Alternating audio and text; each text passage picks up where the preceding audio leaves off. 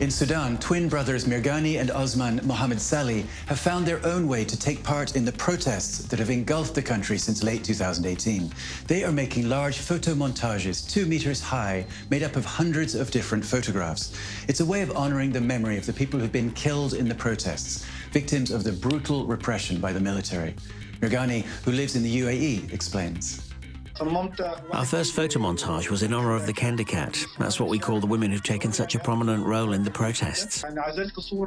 I made a portrait of an elderly Sudanese woman with strong features. We wanted to go further. We got in contact with the families of people killed in the protests.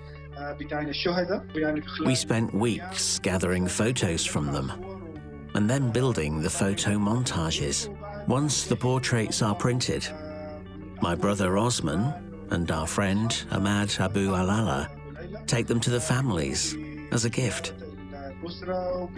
Their reactions are always the same, a mixture of joy and sadness. The twins have focused on one incident, the bloody breakup of a huge sit-in on the 3rd of June. At least 100 protesters were killed when troops opened fire. Many of their bodies were thrown into the River Nile. The portrait we did of Qusay Hamato is really important. His body was found a long time after the attack on the sit-in. There were signs of torture.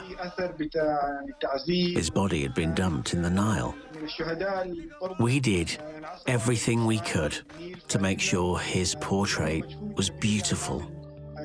His mother was very brave. She's joined the protests herself now. She's going to keep demonstrating with the others.